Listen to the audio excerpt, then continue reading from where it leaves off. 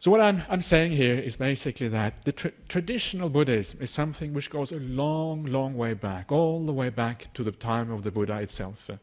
And of course, after the Buddha passed away, Buddhism became even more traditional as we moved away from the Buddha.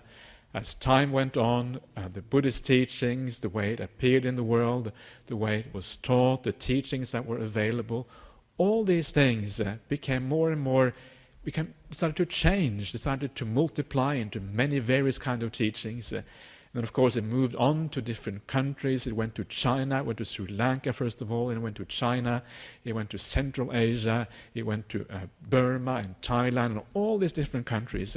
And wherever it went, it took on some of the characteristics of the local community. Just like it took on the characteristics in ancient India when the Buddha first made these discoveries. So what are some of these characteristics, just briefly? And one very good example is Buddhism in China.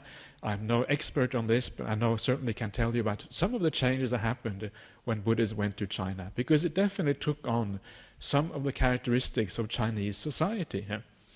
And you will see that one example, for example, is the robes they wear in China. They're very different from the robes we wear in Southeast Asia, which are these kind of robes. Not only China, but in most of East Asia, they wore a different kind of robes.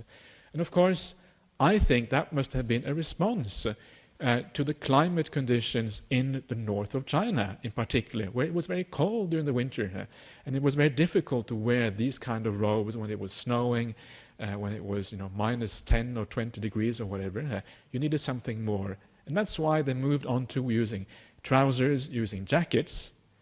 If you look at these Mahayana monks, they still stand out. They're still monks because they look very different from ordinary people.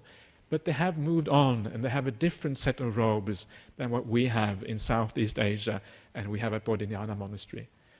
And sometimes people think, oh, these are the wrong robes. We can't really use those robes over there. These are the right ones. But in my understanding of the Vinaya, my understanding of the Buddha's teachings, is that the Buddha actually is quite flexible. And there isn't any absolute standard. You have to use any particular robes. And as I mentioned before, these robes themselves were part of the tradition in India at the time. It wasn't something the Buddha laid down as particularly Buddhist.